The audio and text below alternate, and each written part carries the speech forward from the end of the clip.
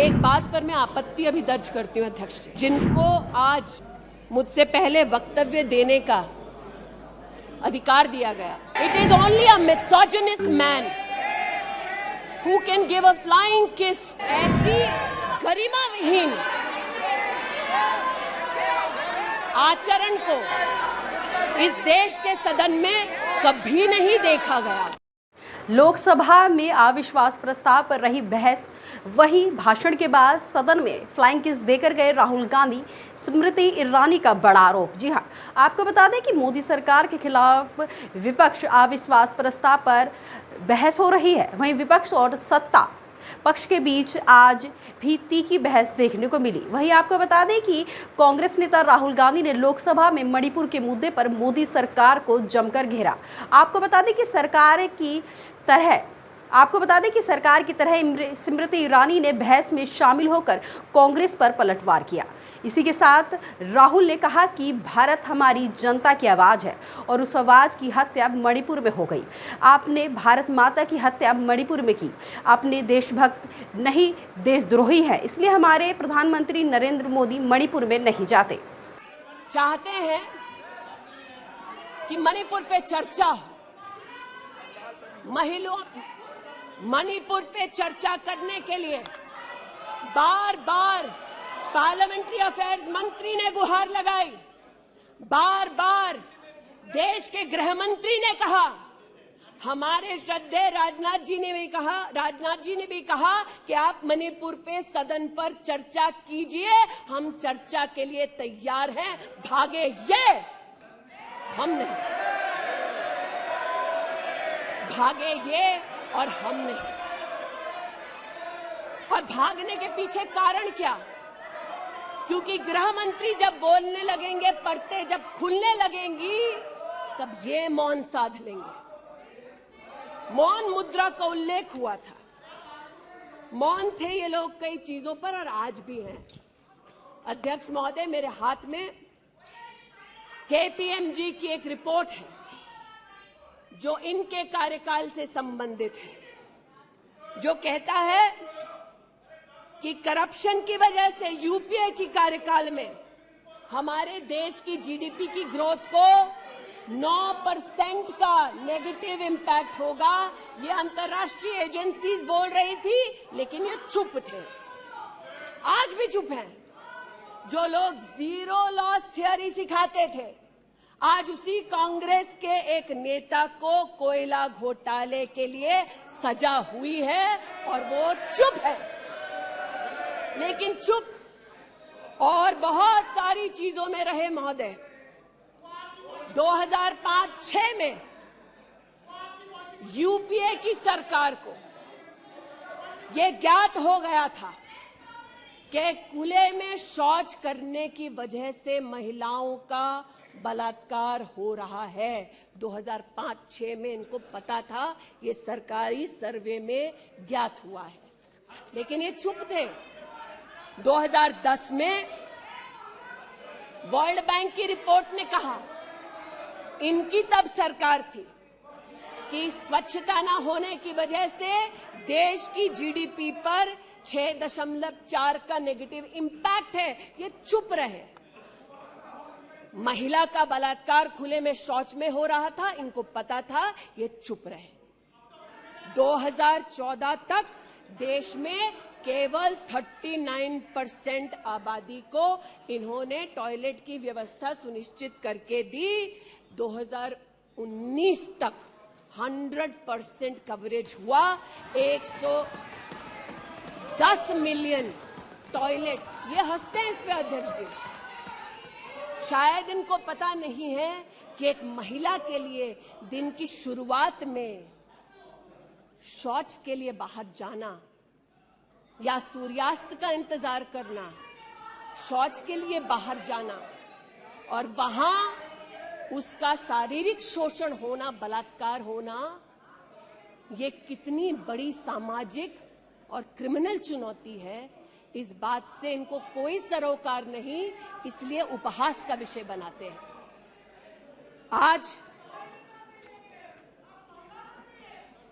मुझे ये कहते हुए शर्मिंदगी है कि मैं यहाँ पर कह रही हूँ कि खुले में शौच करने वक्त औरत का बलात्कार होता है, ये उपहास उड़ा रहे हैं और महिला उपहास उड़ा रही है।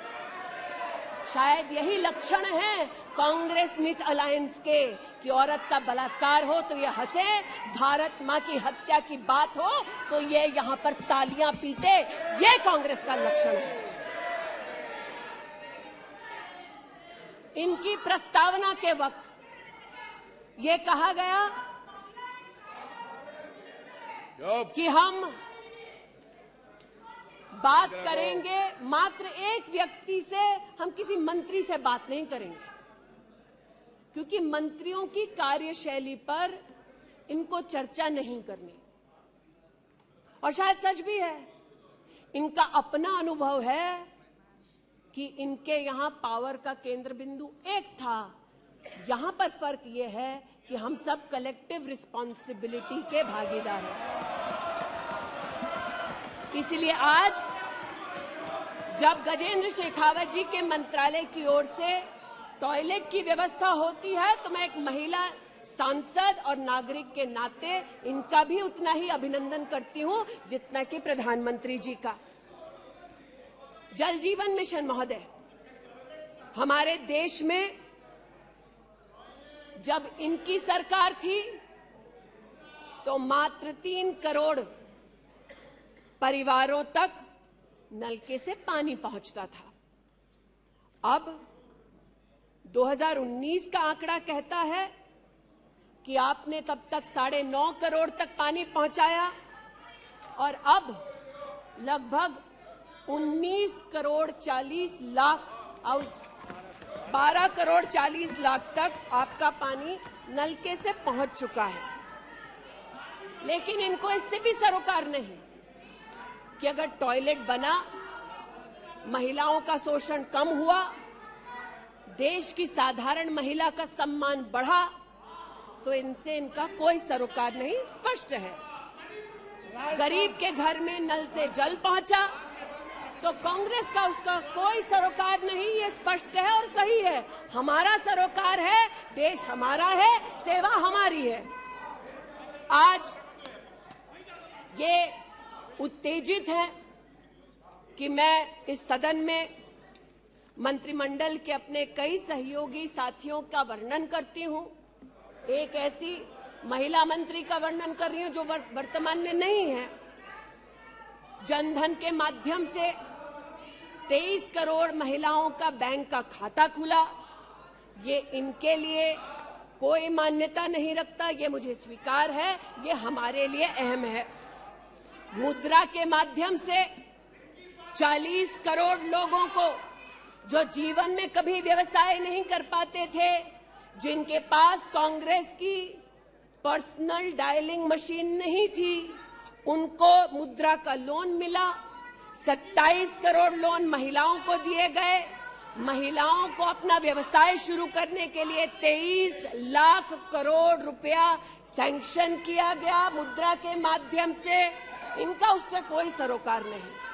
8 करोड़ नौजवान हमारे राष्ट्र के इतिहास में फर्स्ट टाइम एंटरप्रेन्योर्स बने। इनका उससे कोई सरोकार नहीं। 1,80,000 अकाउंट्स में स्टैंड अप इंडिया का 40,000 करोड़ का पैसा दिया गया। 80% महिलाएं। प्लीज, क्या तरीका है? वह अपनी बात करिए, तथ्यों के आधार पर करिए। आपको खंडन करना है तो आप बोलना, जब तथ्यों के आधार पर करना। गलत बात ये। नो गलत। माननीय मंत्री जी,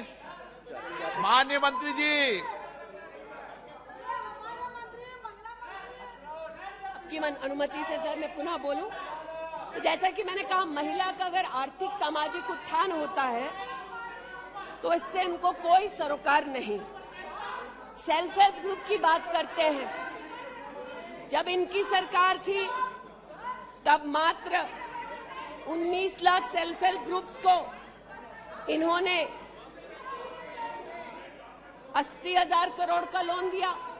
हमने 9 करोड़ महिलाओं को 5 लाख करोड़ की आर्थिक व्यवस्था करके दी देश के सेल्फ हेल्प ग्रुप में। यह हमारा अभिमान है। जो आज महिला के बारे में चर्चा कर रहे हैं, टोका-टोकी बंद करो सर। जब इन्होंने महिला संबंधित बजट की व्यवस्था की, तब इनके कार्यकाल से 130% ज्यादा बजट हमारे प्रधानमंत्री जी ने देश की महिलाओं को समर्पित किया। ये हमारा अभिमान है। आयुष्मान भारत के अंतर्गत 10 करोड़ परिवारों में महिलाओं को आयुष्मान भारत का कार्ड मिला। आज तक 2 करोड़ 60 लाख महिलाओं ने हॉस्पिटल वेलनेस सेंटर में सुविधाएं ली।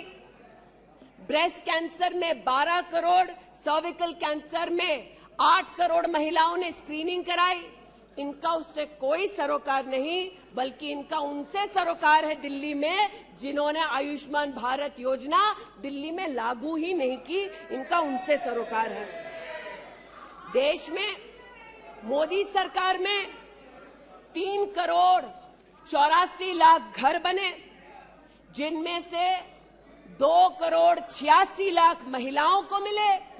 इनका उनसे कोई सरोकार नहीं, क्योंकि गरीब महिला लखपति दीदी बन गई, वो हमारा अभिमान है, इनका नहीं। हमारे देश में 8 करोड़ 50 लाख बेटियों ने समग्र शिक्षा के माध्यम से स्कूल में सेवा ली, मुफ्त टेक्स्ट बुक की सेवा ली। बेटियां का ये उपलब्धि हमारा अभिमान है, इनका नहीं। 5 लाख से ज्यादा बेटियों के लिए स्कूलों में अलग से टॉयलेट की व्यवस्था हुई। ये इनका अभिमान नहीं, हमारा अभिमान है। हमें अपनी बेटियों पे गर्व है। 5 लाख दिव्यांग बेटियों को मंथली स्टाइपेंड मिलता है। ये सेवा हम देश की बेटियों को दे सकते हैं। ये हमारे लिए बहुत बड़ा प्रभु का उपकार है। 1,28,000 बेटियों को मेरिटोरियस स्कॉलरशिप दी जाती है, 12,000 रुपए की हर साल। ये सेवा का मौका परिवारों ने हमको दिया। 2 लाख से ज्यादा बेटियों को सेल्फ डिफेंस की ट्रेनिंग दी जा रही है। आज एलिमेंट्री एजुकेशन में बेटियों की एनरोलमेंट 100% है इस देश में। ये हमारे देश के लिए गौरव की बात है। आज पहली बार फीमेल एनरोलमेंट उच्च शिक्षा में महोदय 2 करोड़ से ज्यादा हुआ है महिलाओं का। ये देश के लिए गौरव की बात है। आज दलित बेटियों का एनरोलमेंट बढ़ा है 38%। दलित बेटियों का उल्लेख करती हूँ, ये चिल्लाते हैं, इनको दलित बेटियों से सरोकार नहीं, हमको है। ये हमारे लिए गर्व की बात है। आदिवासी बच्चे, लड़कियां 63% उनका एनरोलमेंट बढ़ा महोदय। आदिवासी बच्चों के साथ इनका कोई सरोकार नहीं। आदिवासी बेटियों ने हमारे प्रधानमंत्री को सेवा का मौका दिया। ये हमारे लिए प्रभु की असीम कृपा है। नॉर्थ ईस्ट की बात करते हैं तो महिला ने नॉर्थ ईस्ट में 34% की इंक्रीज हुई है एनरोलमेंट में। नॉर्थ ईस्ट के मेरे सभी साथियों को, चाहे वो सदन में कहीं भी बैठे हों, महिलाओं की दृष्टि से मैं अभिनंदन देती हूँ। आज हमारे देश में महिला जो पीएचडी करती है, 99.2% की वृद्धि हुई है एनरोलमेंट में पीएचडी करने वाली महिलाओं में। ये हमारे लिए हिंदुस्तानी होने के नाते गौरव की बात है। आज जो महिला शैक्षिक संस्थानों में सेवा दे रही, यूनिवर्सिटीज में, इंस्टीट्यूशंस में, कॉलेजेस में 66%, 66% उनकी वृद्धि हुई है। आप हो करते जाएं, हम तो उनके लिए बल्ले बल्ले ही करेंगे। आज मुझे ये कहते हुए खुशी है कि हमारे लेबर मिनिस्ट्री ने कहा है कि ईपीएफ में 28,70,000 महिलाओं ने अब अपने आप को सब्सक्राइबर बनाया है। आज 2017 से लेकर 22 तक लगभग 1400 महिला साइंटिस्ट को भारत सरकार की विविध स्कीम्स के अंतर्गत सहयोग मिला है। आज महिलाओं को मैटरनिटी लीव में 26 हफ्ते की पेड मैटरनिटी लीव मोदी सरकार ने सुनिश्चित की है। आज महिलाओं ने 3 करोड़ बेटियों ने, महिलाओं ने प्रधानमंत्री मातृ वंदना योजना के अंतर्गत 13,700 करोड़ रुपया अपने बैंक के खाते में पाया है। इस सेवा के लिए प्रधानमंत्री जी को आभार और बेटियों का अभिनंदन। आज हमारे देश की बेटियां सैनिक स्कूल में पढ़ सकती हैं। इस ऐतिहासिक निर्णय के लिए रक्षा मंत्री जी, प्रधानमंत्री जी को आभार। आज हमारी देश की बेटियां आर्म्ड फोर्सेस में परमानेंट कमीशन पा चुकी हैं। हमारे देश का गौरव बढ़ाने के लिए ऐसी बेटियों का आभार। आज जो महिला और महिला हक के लिए यहां बोल रहे हैं,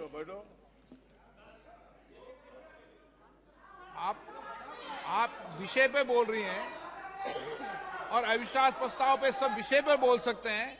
ये तरीका अच्छा है क्या? बोलिए माननीय। वो भी शायद मजबूर हैं, उनको भी रिमोट से डायरेक्शन आया है। इतना ही कहना चाहती हूँ कि आज एक तरफ हमारी बेटियों ने सैनिक स्कूल में, आर्म्ड फोर्सेस में अपने प्रतिभा के आधार पर देश का गौरव बढ़ाया है। दूसरी ओर बिना किसी पुरुष सहयोगी के हिंदुस्तान के इतिहास में पहली बार 4,313 मुस्लिम बहनें अकेली हज के लिए गईं और सुरक्षित हिंदुस्तान लौटी। जो महिला हक की बात करते हैं महोदय, उनसे कहना चाहती हूं, महिला हक को संरक्षित करने के लिए जब हमारी सरकार ट्रिपल तलाक के कलंक को मिटाना चाहती थी, तब महिला के हक में नहीं बल्कि वोट बैंक के लालच में इन्होंने सदन की कार्रवाई को त्याग दिया था। आज जब ये महिला सुरक्षा की बात करते हैं महोदय, तो ये कहना उचित होगा कि एक तरफ निर्भया फंड की रचना की घोषणा करते हैं 13 में, एक काम निर्भया फंड में नहीं करते, लेकिन जो निर्भया के बलात्कारी हैं उनको कांग्रेस नित अलायंस के लोग बलात्कारी के हाथ में 10,000 रुपए और एक सिलाई की मशीन देते हैं। आज हमें इस बात का गौरव है कि देश में 42 प्रोजेक्ट्स 5,000 करोड़ की लगभग लागत से भारत सरकार के सौजन्य से बन रहे हैं। जो महिला सुरक्षा के लिए ये न कर पाए, वो आज प्रधानमंत्री मोदी कर रहे हैं। आज integrated emergency response management system के अंतर्गत देश के 983 रेलवे स्टेशन पर महिला पैसेंजर्स के लिए 24 घंटे सुरक्षा का प्रावधान किया गया। आज कोंकण में वीडियो सर्वेलेंस सिस्टम की विशेष व्यवस्था महिला संरक्षण और महिला सुरक्षा के लिए की गई। आज चूंकि रेल मंत्री बैठे हैं, आर्टिफिशियल इंटेलिजेंस के आधार पर facial recognition system, integrated surveillance system, ये सब भारत सरकार के सौजन्य से महिला सुरक्षा के लिए प्रधानमंत्री मोदी ने सुनिश्चित की। एक बात पर मैं आपत्ति अभी दर्ज करती हूं अध्यक्ष जी, कि जिनको आज मुझसे पहले वक्तव्य देने का अधिकार दिया गया, उन्होंने जाते जाते एक अभद्र यहां पर लक्षण के दर्शन दिए। It is only a misogynistic man who can give a flying kiss to a parliament which seats female members of parliament. ऐसी गरिमा विहीन आचरण को इस देश के सदन में कभी नहीं देखा गया। ये उस खानदान के लक्षण हैं, या आज सदन में देश को पता चले। लेकिन कहां गए हैं, वहां पर क्या हालात हैं अध्यक्ष महोदय? गोद भराई के नाम पर राजस्थान में भास्कर ने लिखा है कि राजस्थान की कांग्रेस की सरकार जेब भराई कर रही है। 13 से 20 महीने का घरबाशय दिखाया जा रहा है राजस्थान में, और भारत की तिजोरी से पैसा लूटा जा रहा है। इनका सरोकार महिला उत्थान से नहीं, ये महिला के बारे में क्या सोचते हैं, इनकी क्या हरकतें हैं, इनके नेता ने जाते जाते यहां पर उसको प्रसारित कर दिया है। लेकिन इन्हें सरोकार इनके नेता को किससे है? चीन से है। तो चूंकि सब चीन में इतनी रुचि लेते हैं कांग्रेस पार्टी के नेता, इसलिए आज एक सुखद समाचार भी सुनाती हूं। चीन में 31st यूनिवर्सिटी गेम्स हुआ। 1959 से लेकर आज तक भारत को मात्र 18 पदक मिले। इस बार 26 मेडल का रिकॉर्ड हिंदुस्तान के बच्चों ने स्थापित किया। भारत मां के टुकड़े के लिए तालियां बजाते थे, भारत मां के बच्चों के लिए तो बजा दो। 11 गोल्ड, 5 सिल्वर, 10 ब्रॉन्ज। आज देश के यूनिवर्सिटी के छात्र देखें कि 31st यूनिवर्सिटी गेम में भारत का नाम रोशन करने वाले छात्रों के लिए मैं गुहार लगा रही हूं कि कांग्रेस पार्टी यहां अभिनंदन कर दे, लेकिन वो अभिनंदन से भारत के बच्चों को वंचित रखते हैं।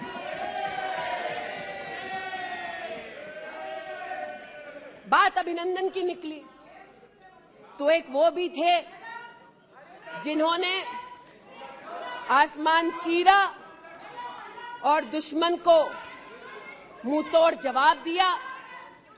आज जो व्यक्ति यहां पर भारत की आवाज का उल्लेख कर रहे थे, उन्होंने भारत की आवाज में आवाज मिलाकर तब नहीं बोला जब आतंकी हमला करते हैं। उन्होंने भारत के आवाज से अपनी आवाज को भिन्न करते हुए इस सदन में भारत के रक्षा बलों से प्रमाण मांगा इस सदन में।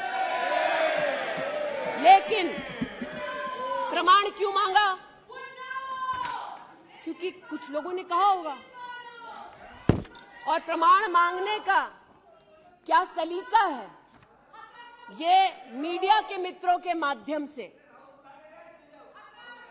आया है ध्यान में देश के। न्यूज क्लिक की आज बात करना थोड़ा मैं जरूरी समझती हूं। न्यूज क्लिक, नेवल सिंघम कुछ पत्रकारों को हिंदुस्तान में लिखते हैं कि किस प्रकार से हिंदुस्तान के खिलाफ न्यूज सर्कुलेट होनी चाहिए, कैसे चाइना के समर्थन में अलग अलग आर्टिकल लिखने चाहिए, और इसे एक बार छपवा दो तो ट्राई कॉन्टिनेंटल पब्लिकेशन इसको इकट्ठा करके फिर काम आगे बढ़ाएगा। मेरे एक पार्लियामेंट्री सहयोगी निशिकांत जी ने इस पर जब विषय उठाया तो मैं स्तब्ध हूं कि कांग्रेस पार्टी ने डिमांड नहीं की कि अगर कोई बाहरी ताकत का पैसा लेकर हिंदुस्तान में व्यवस्थाओं को भंग करना चाहता है, हिंदुस्तान को कलंकित करना चाहता है, तो उस पर कार्रवाई करो। ऐसा कांग्रेस का पक्ष नहीं था।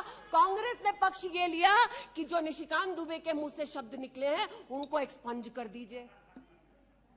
लेकिन ये जो ट्राई कॉन्टिनेंटल पब्लिकेशन है महोदय, जिसके बारे में ना आप ईडी को माने, न्यूयॉर्क टाइम्स को माने, वो ट्राई कॉन्टिनेंटल पब्लिकेशन के जो मुख्य रिसर्चर हैं उनके वक्तव्य को कांग्रेस पार्टी अपने ऑफिशियल फेसबुक पर क्यों डालती है, ये मैं पूछना चाहती हूं।